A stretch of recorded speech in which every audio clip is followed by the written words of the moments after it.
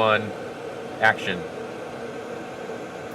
All right, hello everyone. It is 2020 and Luca and I are on board the International Space Station. We have 2 video cameras here pointing 2 different directions. We're almost getting a full 360 view here. And right now we are all the way in the aft part of the space station. We're on the Soyuz MS-15 that is docked to SM aft. This is the Soyuz that I'm going to go home on, but it is actually the one that Oleg Skripochka, Jessica Meir, and Hazam Al-Mansouri arrived on, and I'll go home with them. So right now I'm in the descent module of the Soyuz here, and this is the hatch between them. So we're all the way as far back as we could possibly get inside the ISS. And so here behind me are our seats and the parachutes behind me. I don't think we'll be able to get the whole camera in there. And then on the other end there is Luca, and he's in the living module, the BEO, the habitation module of the Soyuz. Go ahead, Luke. Let's give some coordinates, Drew. Right now, because we are in the aft side, the Earth is that direction, if I'm correct. I agree with that, yeah. The Earth is that way. The universe, the rest of the universe is this way, and behind me is the rest of the space station, what we call the central stack. All right. There are a couple things that you want to point out there in the descent or in the BEO. Absolutely. So over here, this is where some of the systems are. We have the toilet, just in case we have to stay here more than a couple of hours during the ascent. We have ventilators and fans and our cleaning system so that we can scrub the atmosphere of the CO2. Over here we have a vacuum manometer, which is the way we measure the pressure in space.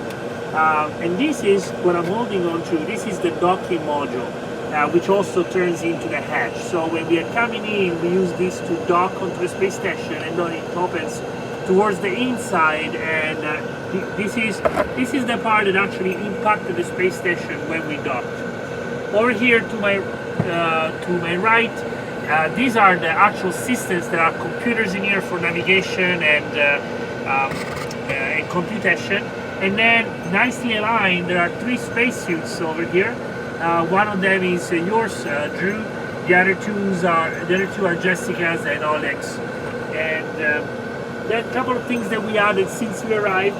We have 3 gas masks. These are in case we have an ammonia leak on the space station for emergency. We have to fly to our spacecraft in order to come back to Earth as soon as possible. And so we have ammonia mask to get in order to survive. And emergency procedures, the daily descending instructions. These numbers let us know how to quickly come back to Earth in case of emergency. In this container there is food. This is again just in case we have to spend a couple of days up here inside the Soyuz on the way to the space station. None of our crew had to use it, but there was food in here, and apparently there is also a little happy birthday balloon from when we celebrated the birthdays. So we can start traveling back, and the next stop is going to be the entrance into the SM, the service module, which is the heart and soul of the Russian segment. Interesting thing, with my crew, so Drew and I and Alexander Skvortsov, we both arrived in this location and then we maneuvered to a different location. So as we move towards the SM, you're going to fly the same way that we did as we ingressed to the space station back in July 20th of 2019. Luca, you hit the lights and I'll just fly through in the dark. Yeah, I'm going to turn off the lights so that we save some energy. Okay, I'm flying toward you.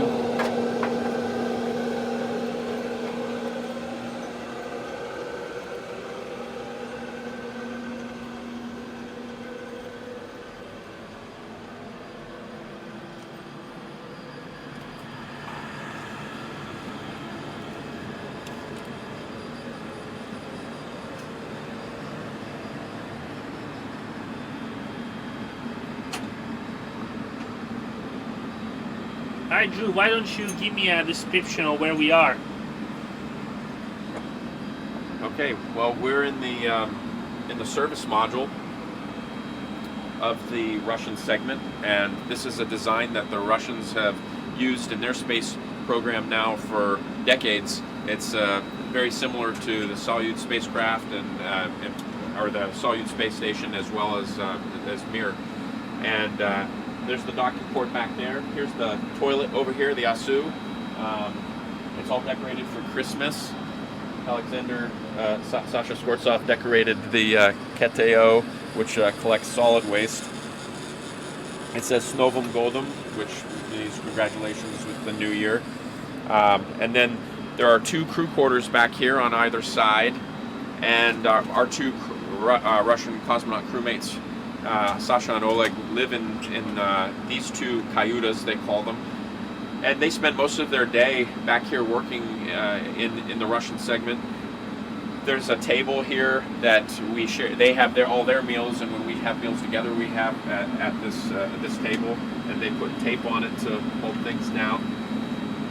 Their water dispenser,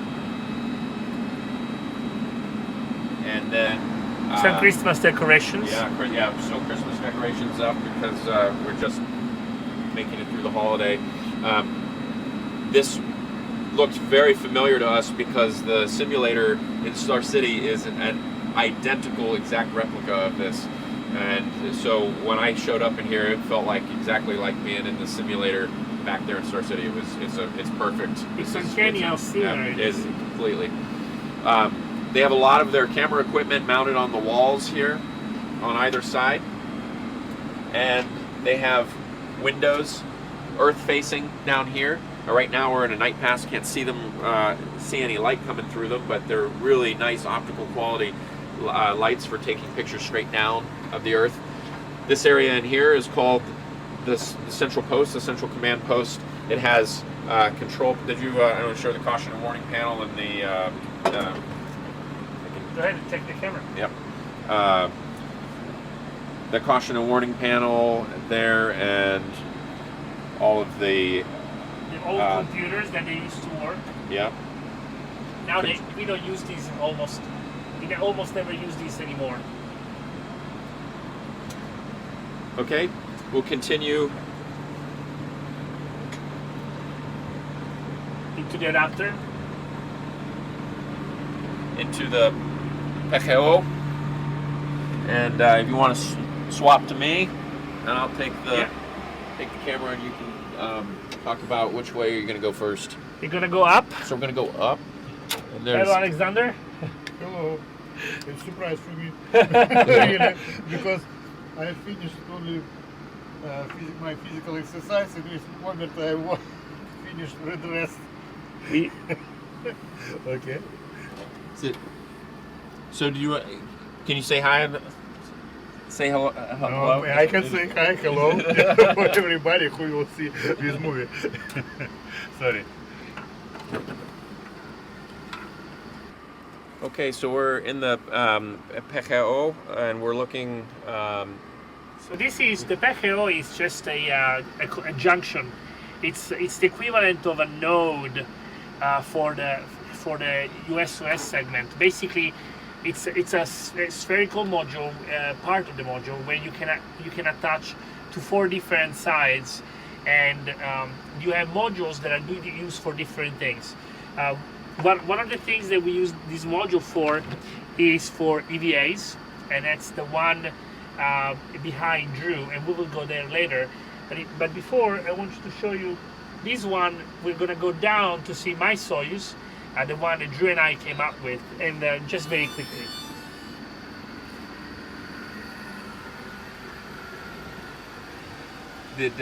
And you said already that this is meme 2. I don't know. I haven't said that. Okay. So this is called the mini research module number 2 in Russian, MEM2 MEM2, and in the US we usually say MRM2. As you can see, there is a lot of stowage everywhere. This is true all over the space station. We always have stowage in every available surface. There are 2 older spacesuits here that I don't know if you can see in the view. the Orlan spacesuits I use for the Russian EVAs. These two are the older models. They're not used anymore. They're just here for storage. This is where they're kept. And then we go more inside.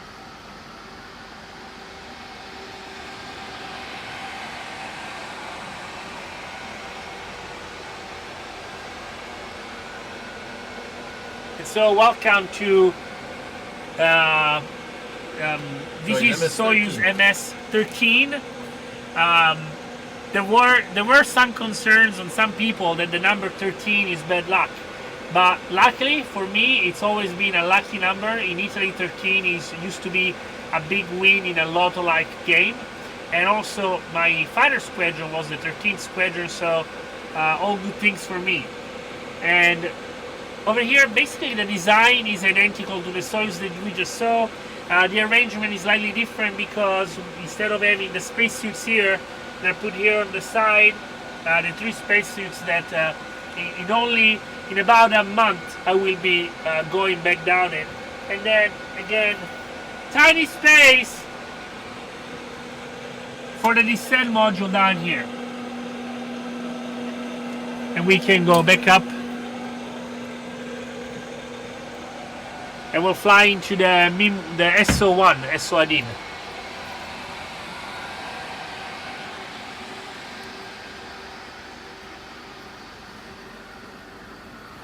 See the junction here. Return. If you want to zoom now, you can guide them into the progress. Okay.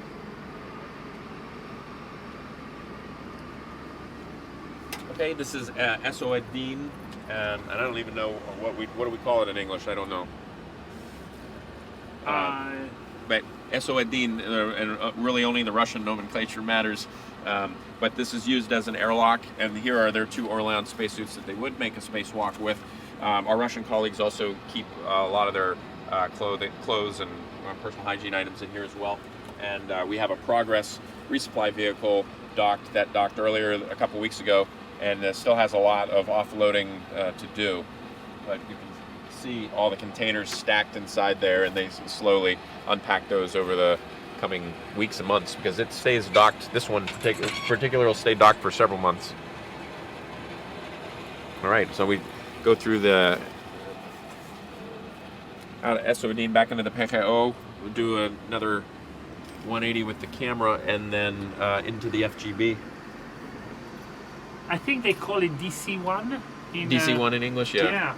Docking compartment. Actually, why don't you go that way, and I'll take it. Okay. Okay, go ahead.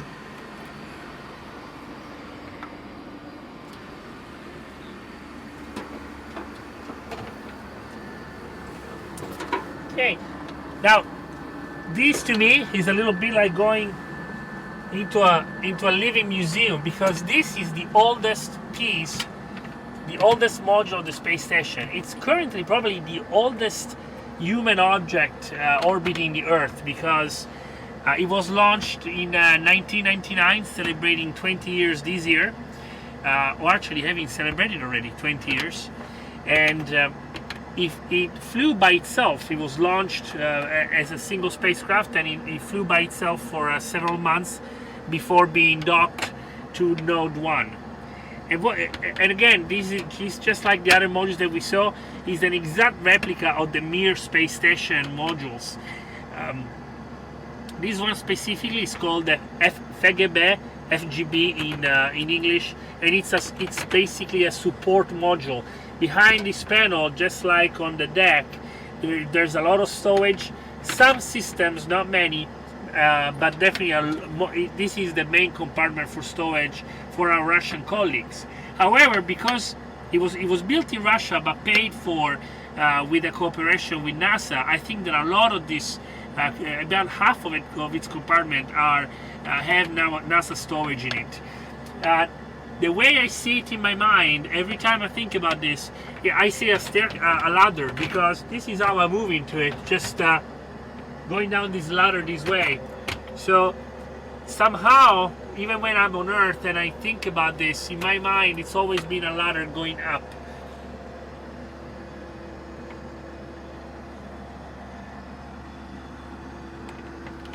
Drew, what are you showing them there?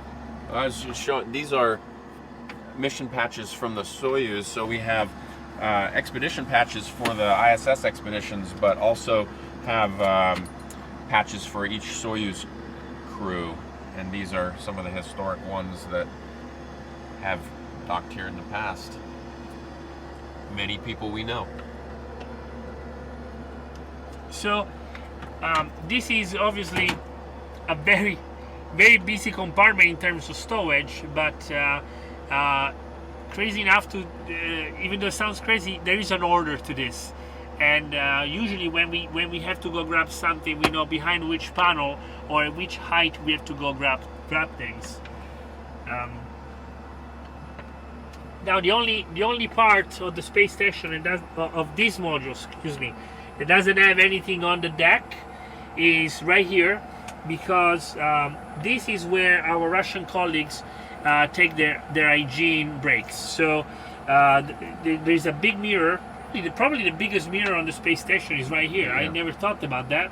And these containers that you see on the side, these are where our Russian colleagues have their personal hygiene items. And so what happens is that they come here, they close this hatch, partially close this hatch to get some privacy, and then they can shower, clean up in the morning, and we know when the hatch is closed that's what's happening.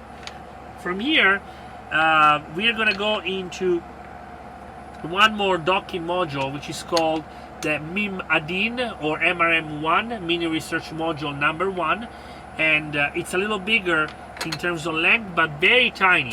And for me, it's a sweet memory because it's where I docked my first time in 2013 with Expedition 36 on Soyuz TMA-M9.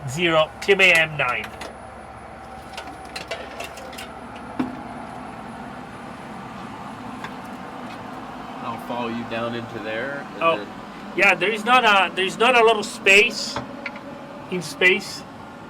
And I'll stay up here in the GA. Yeah, I'm just gonna show. Right now, as you can see, this module is being used mostly for stowage. There is some science going on the side. That's why it's called the Mini Research Module.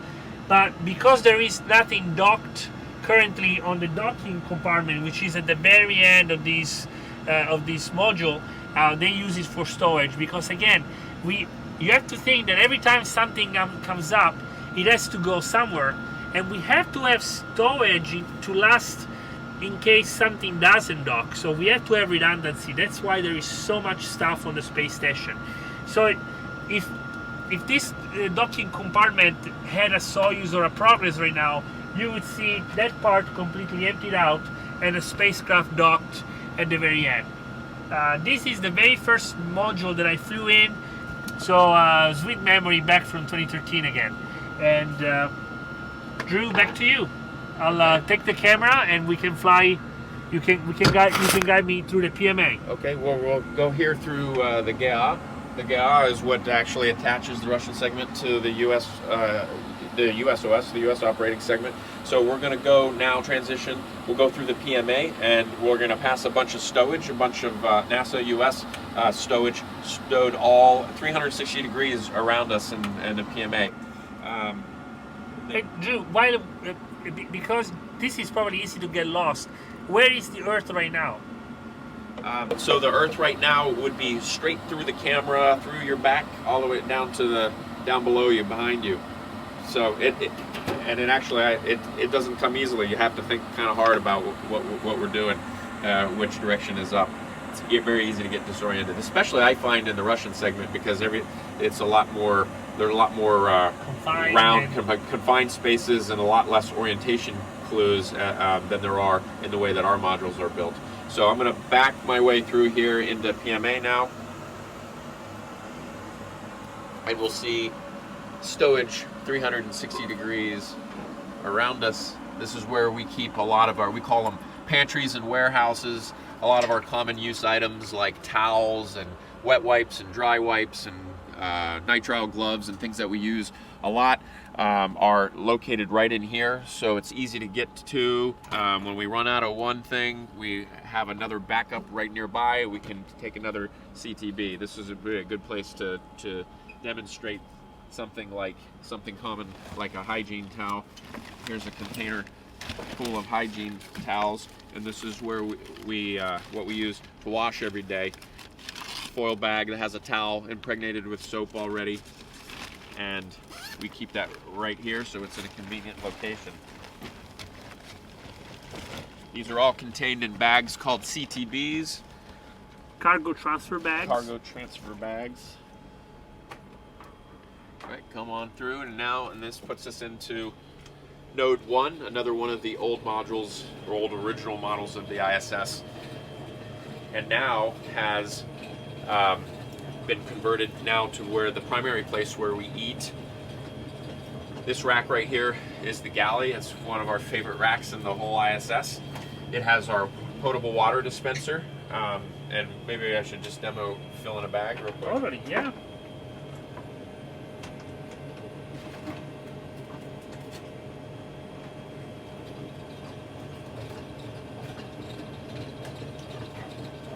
So our food is stowed here, and we have food that we share, and there's food. We also have our individual containers of food, and I just grabbed this one. It's Tropical Punch.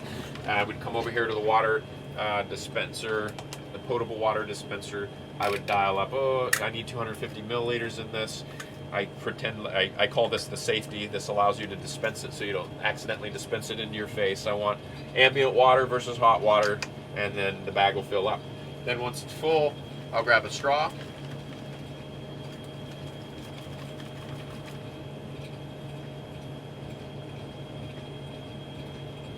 I guess I could have picked less than 250 so it wouldn't take so long to fill up. But at least now you can drink it though. Otherwise it would have been too sweet or too syrupy. Yeah. And then now we don't always play with our, well, yes we do. We do. We play a lot. But anyway, that's how we get a drink. Drew, let's destroy one of the conspiracy theories about our table. One thing that I like to talk about is, why do we have a table in space? Well, we still need a surface to work on things. But what we use is a system of Velcro, tape, and clips to hold our food in place. So here's a turkey tetrazzini that we had set aside to bring to Sasha because he really loves turkey tetrazzini. But once we reconstituted and ate this out of the bag, we would maybe put a clip on it and then use the Velcro here to stick it. Or we have this tape with the sticky side up, and it doesn't take much to make something stick to this. And it stays in place, and it just gives us a surface to stick things to. A couple other things to point out here, that we can keep food chilled in these Merlins that were actually designed for science, but they allow us to use them for our food and keep drinks cold. And then we have food warmers to put food in and warm it up. So this kind of food doesn't require reconstitution. It's already ready to go. They're just like military meals ready to eat, MREs, and this is where we would heat it up inside here. This is all new to me. When this galley is pretty new. It didn't come. It hasn't been up for very many expeditions. Back in 2013, we didn't have it. We had to use a separate food warmer, which was in the lab, together with the water distribution system was also in the lab. So we didn't have a galley style node. This is much nicer, I think. So this, an example of a food container and food stowed in it. This is my favorite one. We call it lickies and chewies, an army term, but it's my favorite Bob dessert. My favorite Bob is the surf and turf. Surf and turf that has all the meat and fish. All right. Well, why don't you hand over to me, and then you can show Cygnus in the airlock, and I'll shoot it from up here. So we have. Well, why don't you mention that we have two vehicles right now, and you're going to show Cygnus? Yeah.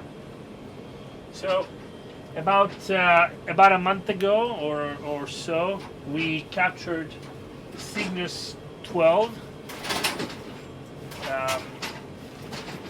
again, for those that like history, details, and history and stories, I was the one that captured the first Cygnus demo about 6 years ago, and now we are Cygnus 12, so about an average of 2 Cygnus per year. And this one was captured by Jessica, I believe, to get assisted by Christina. And it is unique in its own way because it's the biggest Cygnus to date. It has 4 different levels of racks with cargo, and we have been working for the past month or so taking cargo out. We are almost done with the cargo out, and we're starting with the cargo in, which is going to be it's going to be all trashed when in about 25 days or so we release it to burn into the atmosphere. I'm gonna demo how deep it is here and going down into it. So here's the first level, second level, third level, and the fourth level is already busy with trash. So I'm gonna stick myself into it to show you just how deep we can go. And I'm currently, I'm in the lowest part of the space station. This is the closest I can get to Earth from down here. And my Soyuz, I guess, is the highest point you can get to on the space station currently. Yeah. So before we were in the highest point inside the space station, and this is the lowest point. As you can see, a lot of space to strap cargo and trash. Some of it will be over here, and then something very cool about this vehicle, and I think is really cool. After we close the hatch, we will install a delivery system so that during the descent burn, the Cygnus will release into orbit some payloads that will have time to perform some science for paying customers. So just another way to gain access to space is through this delivery system up here.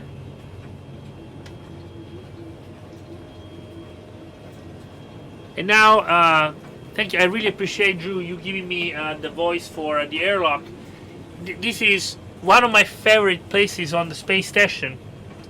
Even though right now it doesn't look like much of an airlock, because we are in the middle of loading and unloading 2 vehicles, and in about 2 weeks we will be performing EVAs, but not before we release one of the cargo vehicles that we will see later. So right now we're using the airlock as a temporary storage location. But when this is not a storage location, this is the temple of extravehicular activities. As you can see, to my left and to my right, we have 2 fully installed spacesuits. This is actually Drew's spacesuit for the past 4 EVAs. This is my spacesuit for the past 3 EVAs. And in the same configuration that we left them after performing 3 AMS EVAs, which is a story for a different time. Now behind me, invisible today, but behind these boxes, there is the actual airlock, the one that we close, and which will give us access to the vacuum of space. This is very unique to me and dear to my heart for several reasons. First of all, because again, it's where we do our EVAs, which is very prestigious, very hard, but also incredibly exciting as an activity. And I'm sure that Drew, you agree to that, especially for us. We did 3 together as a crew, but also because it's quiet aside. It's only used for that. So just a very unique, special place. Now, Drew, I'll take the camera and you can lead me through Node 3 and tell me Node 3 and Cupola and tell me why it's a special place. All right, well, so now we'll continue from Node 1 into Node 3, where I think we have 2 exercisers going on right now. Christina and Jessica both exercising. Jessica on ARED, our resistive exercise device, weight training, and Christina is on a treadmill called T2, and she's actually doing something a little bit different, a little more unique. She's doing a backwards walk on the treadmill just to kind of as she's just a couple weeks away from returning to Earth. It's thought to help a little bit with some of your balance muscles as we return. Kind of requires a little bit extra coordination. So we'll fly through here.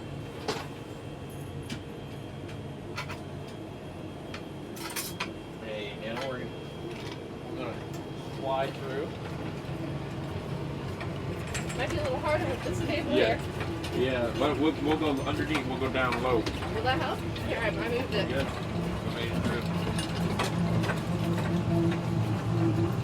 So the treadmill T2.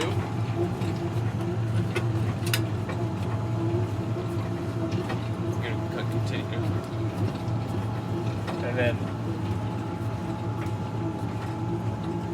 And then the resistive exercise device that looks like Jessica's just finishing up on. Here where I'm going to show the T2 for a second, Okay. just to give it a look.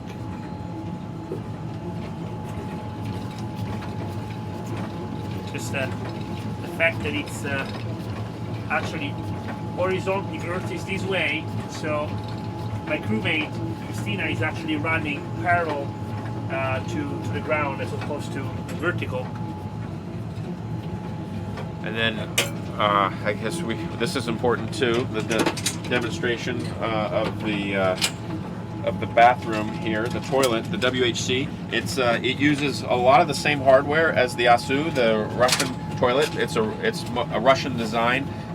We have a system that's integrated with it to take urine, collect it, and convert it into drinking water. And so that's an aspect that's unique to ours. But most of the hardware for the actual collecting of the solid and the liquid waste is Russian.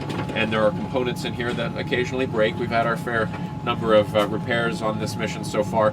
And those are all behind these panels here. And then there's a pretty complicated control panel for what at home is just a simple device that you just flush with a single handle. This has a lot of buttons and a lot of instructions in case something goes wrong, and what to do if you get a red light, the dreaded red light on the panel when you're going to the bathroom. So for urine, we have a tube that collects it, and this takes it through a system that mixes it with some chemicals, and then it eventually is processed in the urine processing assembly, which is down here underneath us, and that gets converted into drinking water.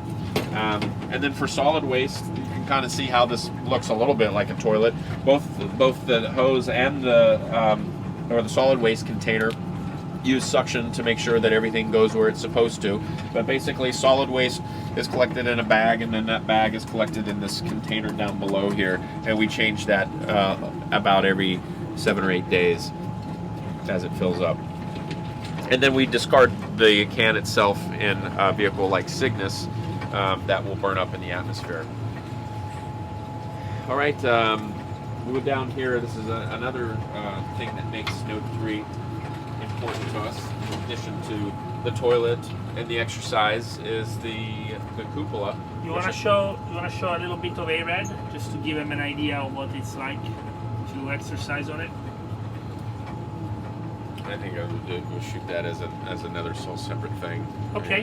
Just keep going. Okay, so another thing that makes this module special, unique, is the cupola. We're on a night pass right now, so not much to show outside. We may have to come back and shoot the cupola Sure. during day pass. How much time do we have until the next day pass? Until a day pass? Not too long. Maybe Good morning, we're really on 15 minutes Yeah, Audie, or less. this is Jessica. I was calling to check in on the status. There were some open items. I had called down earlier when Courtney was on, and I was looking for some answers to the We're in North Star America. Trek questions I called down earlier. If you need You the want step me numbers, to I can give continue them into to you. PMM then? Yeah. Okay, so PMM is where we stow a lot of cargo, and we'll go, and we also use it for our personal hygiene. So let's fly in here.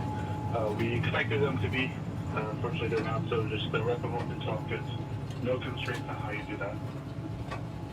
Okay, so it's not. So- they don't have to. Each individual bracket doesn't need to be wrapped its own twist, but just like Now this, it's PMM one. is fairly full of all kinds of stowage. We stow all kinds of things in here. One of those things is trash. All these bags back here represent different types of trash. We sort our trash according to whether it's wet, whether it's dry, whether it's hardware related. Okay, copy. and all those get labeled. So this is a bag of dry trash, and those bags get stowed here in the end of PMM, and then when it comes time, we'll eventually load those in the Cygnus vehicle, and all that, along with the waste from the waste and hygiene compartment from the toilet, will also get loaded into it, and that will burn up in the atmosphere. We also use this to, much like the Russians do their personal hygiene, keep a lot of their clothing in modules that have other purposes. This is the same for us. Our gym clothes are stowed in here, and we dry them out here, and we also keep our towels and washcloths in here as well, and we do our showering in here. And when we do need to shower, we would come to this part right here. So each of us has a station where our stuff is hanging, and we keep things in mesh bags like this. And then we pull the curtains down to keep all the water from our shower from going everywhere. And basically, we take a sponge bath. We take that towel that's impregnated with soap, we add water, and then we just wipe down everywhere, and then we hang that to dry, and it dries out. And so we use that for 2 days, and then we'll discard the towel. But this is how we get our privacy on all 4 sides and keep from getting the cargo covered with all of our dirty water. Let's fly back to Node 1, and then we'll go into the lab. Okay. Flight under. And Jessica, that's correct. We're going to need some words with the ISS program office on that one, so I would expect the next one. Okay, great. Well, thanks for the on the other. It'll be nice to pull those steps out. Appreciate it. Okay. No problem. We'll be here. So welcome into the lab.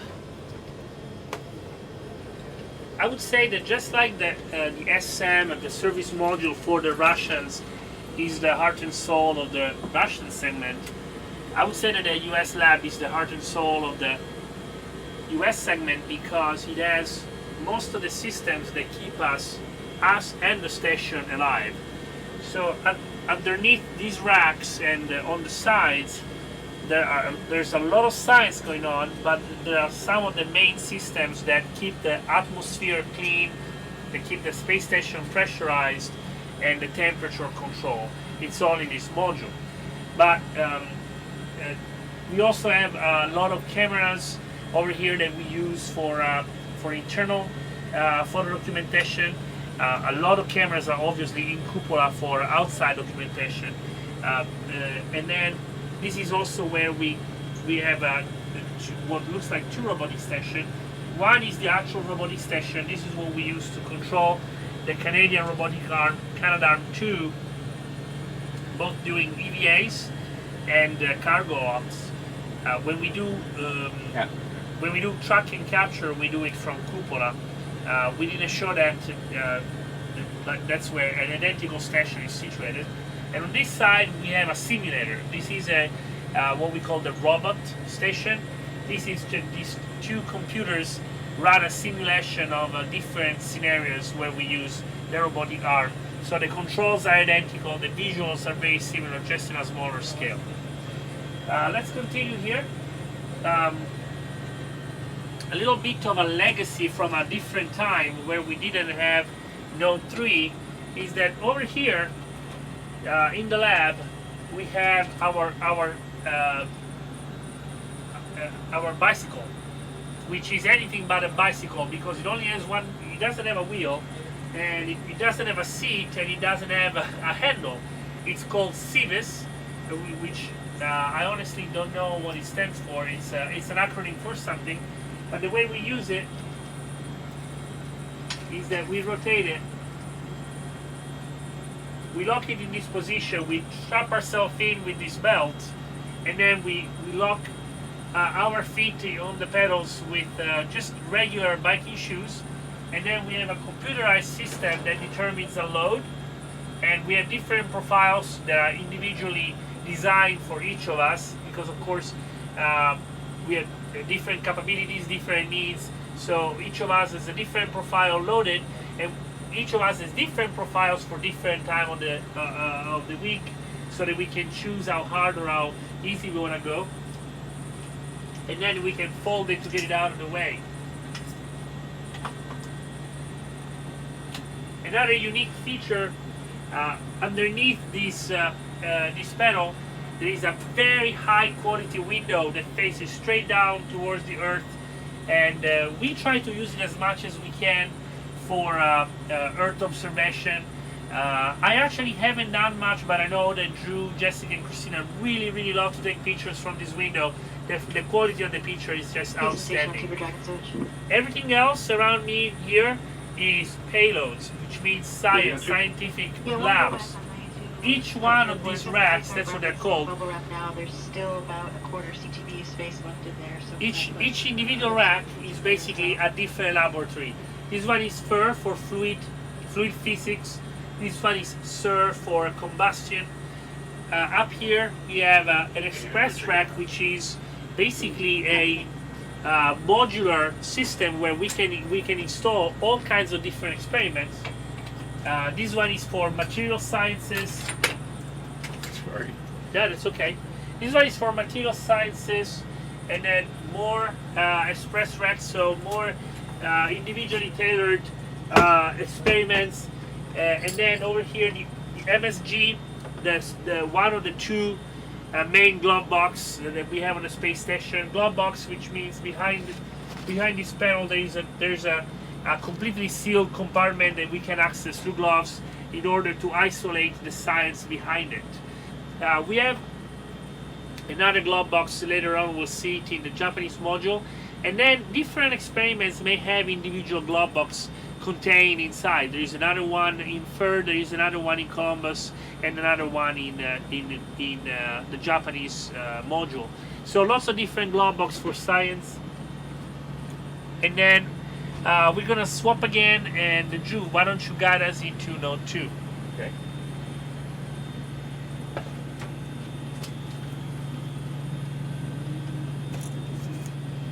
Spaceship used into for Jessica's stowage.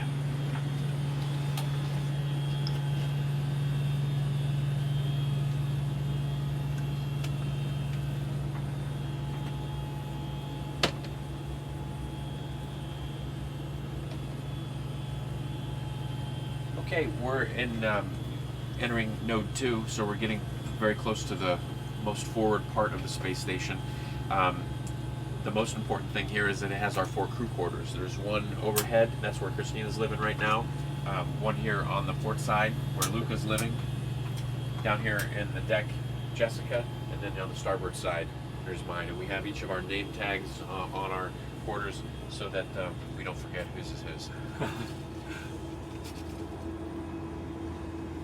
So there, yeah, we can go ahead and pan through all of them there. Just Jessica's name tag is covered by my CTB there. Jessica and mine over here on the side. So basically, Drew and I sleep standing up, and Christina sleeps sleeps on the ceiling, and Jessica probably has the one that would be the most classic way of sleeping on the deck, if it wasn't that she's actually on the side. So this is a at the same time it's our living quarters, our crew quarters, where for privacy, but it's also a working place.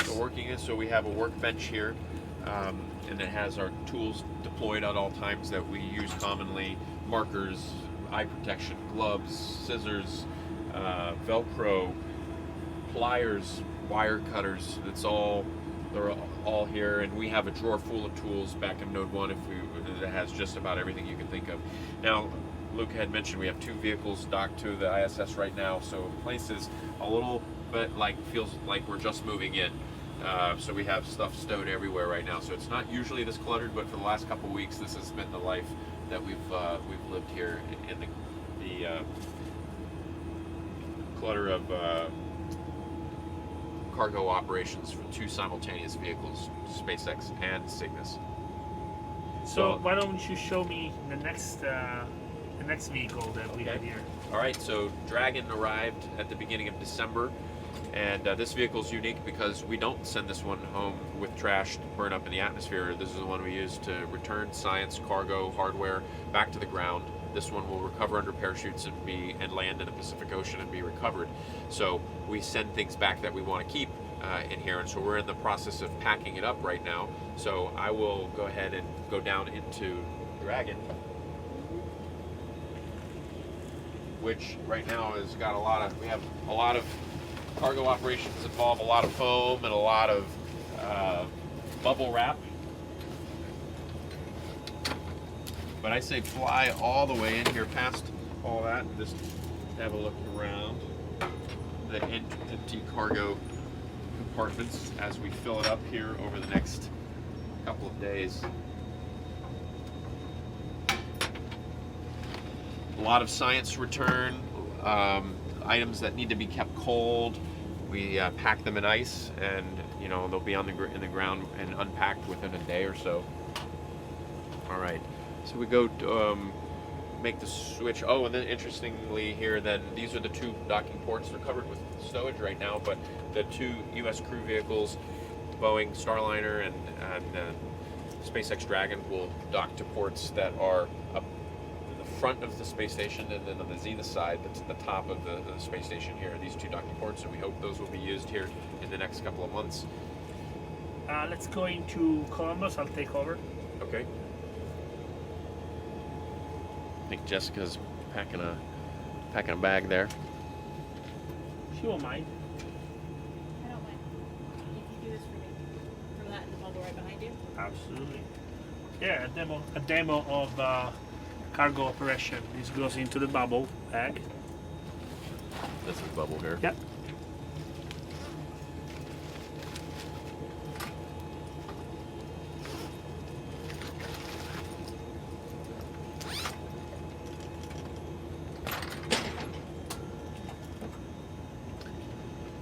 And this is Columbus.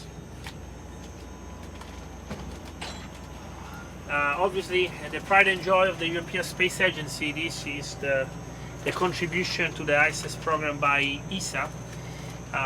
We have also a lot of cargo here going on, but this is quite typical right now.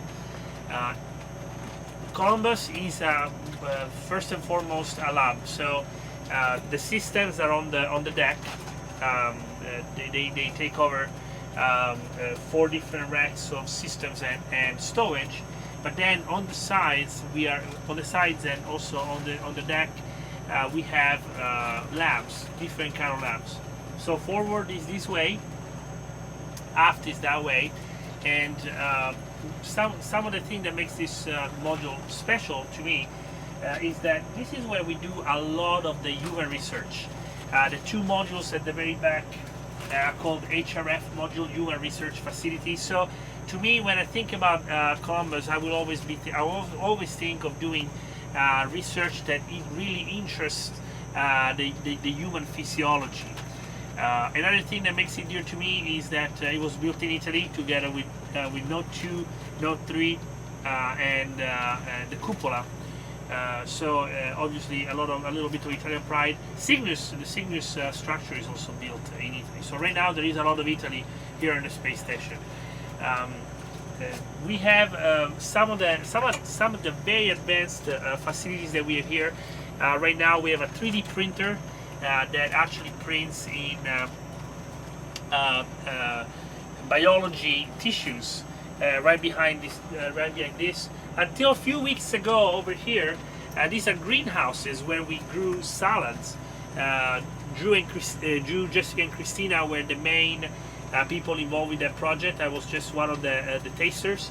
And 2 different facilities with different lights.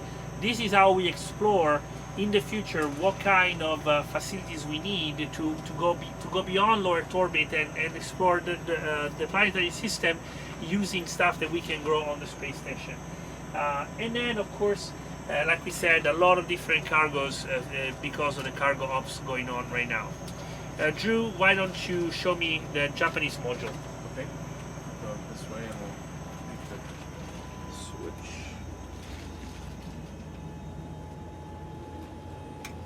right.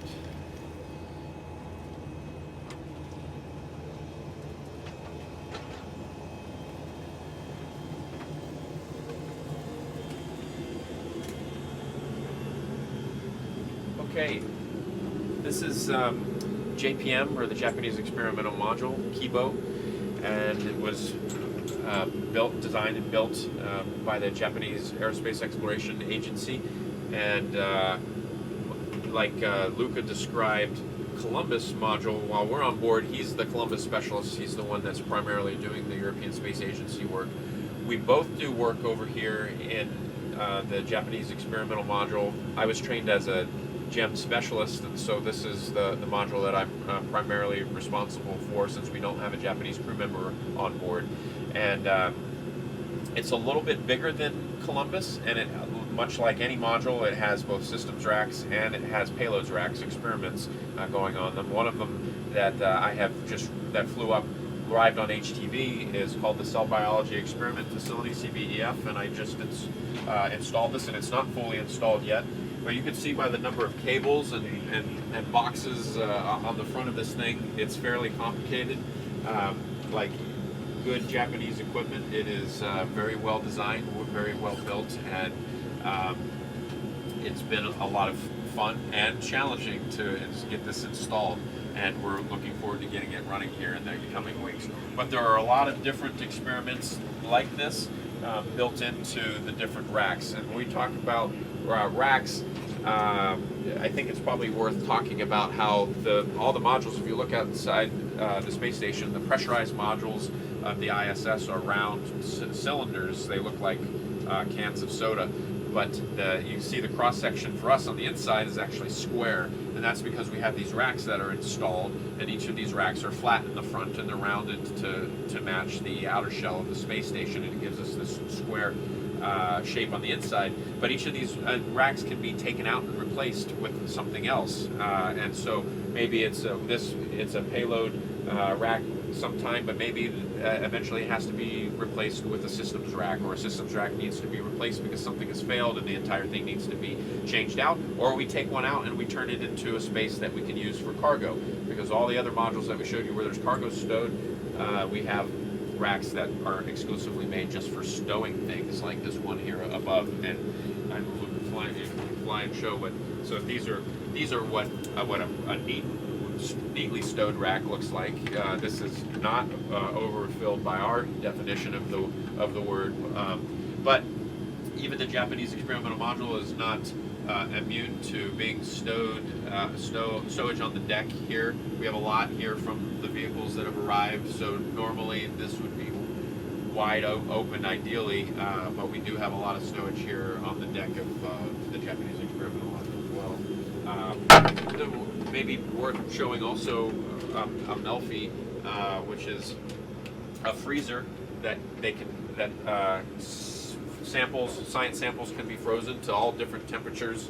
I don't know what's some of the lowest temperatures in Melfi that you've seen. Minus 95. Or is that polar? The different freezers have different capabilities, and this Melfi freezer has 4 compartments in it, and we're frequently taking samples in and putting samples in, taking samples out. We also do a lot of our public affairs events here because it is one of the more clean modules, and it happens to be also at the, at this as a nice backdrop here. For us to do public affairs events, and it's not in the way, whereas if we do them in the lab, it's right in the middle of everything. There's a robotic workstation in here for the robotic arm that's on the outside of the GEM. And then behind me is another piece of equipment that Luca and I are trained on and use frequently. It's a small airlock for putting payloads in and out, not for putting astronauts in and out, just payloads. And there's a slide table inside that slides in, and we mount maybe a satellite deployer or a small experiment that needs to go outside. It goes in, they depressurize the airlock, the small robotic arm on the other side grabs onto it, and then installs it on a platform that's called the Jeff, that's just on the outside of the GEM. And it has an attic. An attic, yes. So the attic JLP, the Go ahead and fly up and show. okay. All right. Yep. Let's. I'll follow you.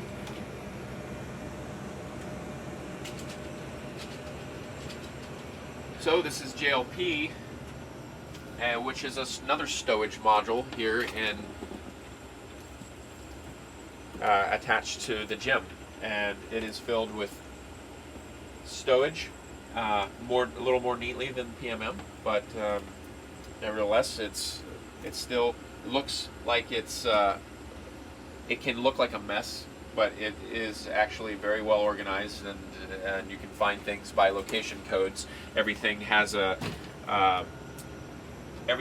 place, and it has a nomenclature, and we think of things in terms of how they fit into ISS coordinates. So starboard, port, aft, and forward, and it's actually very easy to get confused on which direction that is. So they're written right on the different bulkheads, so that you know which direction, which wall, for lack of a better term, you need to go to.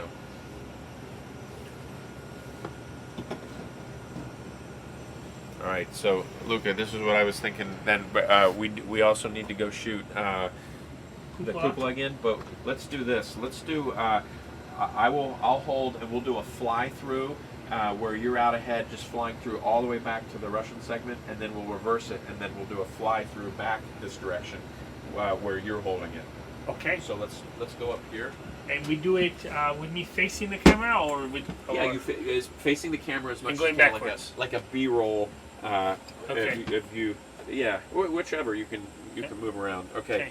So, and you can. It's not a tour per se. Just just fly by. B-roll, but you can say things as we go. Ready? Let's go. All right. All right. Let's fly out of JLP. I'll say where we are as we go. And through the gym.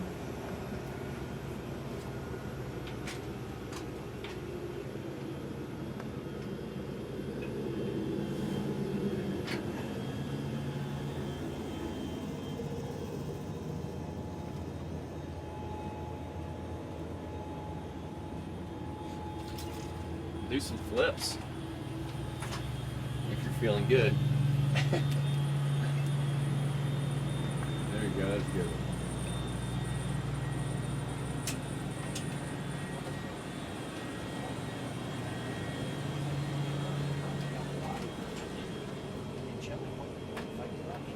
The vice president came home, reported, and said, Zelensky's done a lot to fight corruption. I think we should release the aid 10 days before election.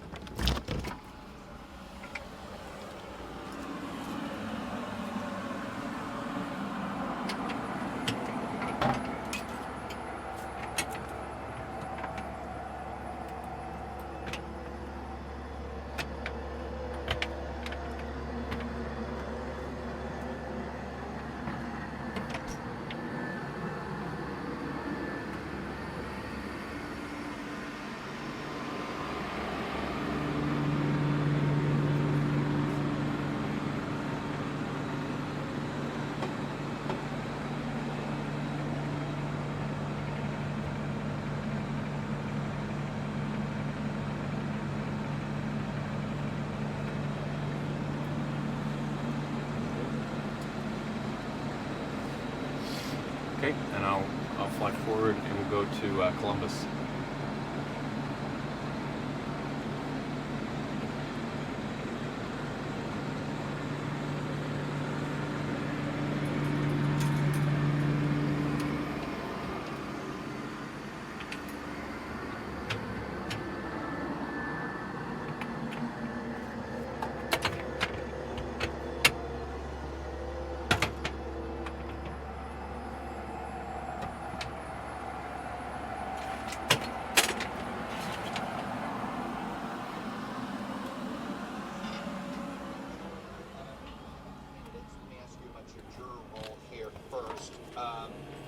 I almost want you to respond to one of your colleagues, Bill Cassidy, Republican senator from Louisiana, sort of implied in our setup piece, which is this idea of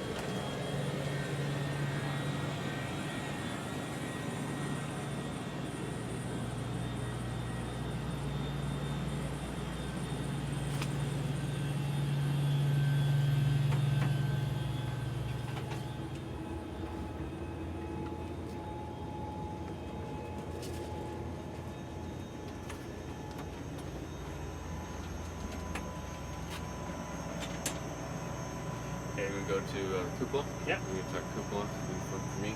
We'll fly through again.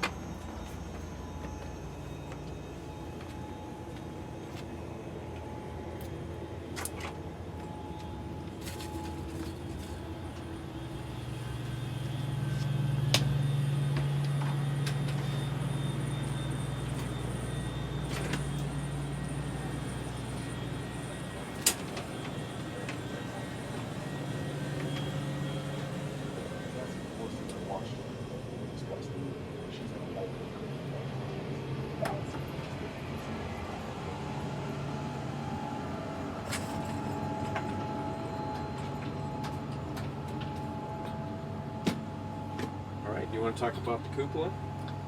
So cupola is obviously one of the places that astronauts love for many different reasons. But I suppose that the main reason why we like it so much is because it gives us a 360-degree view through the 7 windows of our planet, Earth. If you ever heard of the overview effect, this is where we get it. We understand how fragile Earth is because we get to see about 6,000 kilometers of it in one shot, and we have a very clear view of how thin the atmosphere is, how fragile our planet is. And sometimes we think that the most fragile thing on Earth is probably us. We are the most fragile and the most dangerous thing at the same time. And this view is just so unique and such an incredible, humbling place to see it. It makes you feel really small and really part of something big at the same time. Now, operationally, we actually do use it. Right here, we have a robotic workstation that lets us control the robotic arm, which is right there right now. And through that robotic arm, we capture and berth several cargo vehicles that come to the space station to refurbish all our needs: food, water, different kind of gases, experiments, and all sorts of cargo. And as you can see, Shows Cygnus here too. yeah, and as you can see, the Earth is just an incredible, incredible view. And no matter how many times you come in here, no matter how many times you look outside, the view is never the same. It's always different. The light might be different, the time of the year might be different, the clouds are always different, and with a little bit of luck, we will be different too.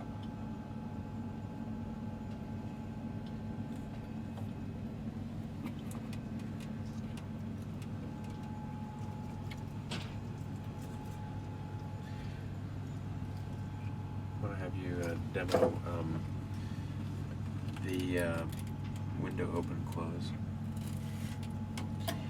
So, in order to prevent too many meteorite strikes, we try to keep it open during the day so that we have a good view of the Earth and that we can enjoy the sight. But when nobody is going to be watching it, we like to close the windows. And so we have a very simple manual system that works perfectly well. And this is how we close the window. This is the main window number 7, and then on the sides we have a similar system to close the shutters and prevent micrometeorite strikes from damaging our windows. Okay.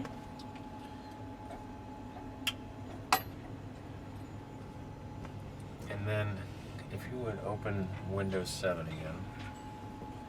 And then let's get a view now with both of us in this camera with the view of this on looking out. Yep. Both of us on this side. Absolutely. Right? So thank you for joining us on this 2020 tour of the International Space Station, the 20th year of the ISS's continuous human presence on board the ISS. It's been our pleasure to show you around our home. Constantly a work in progress, constantly a work of art, a work of science. I hope you enjoyed the tour as much as we did. It was really our pleasure to be your guide tours. I'm European Space Agency astronaut Luca Parmitano. And I'm NASA astronaut Andrew Morgan.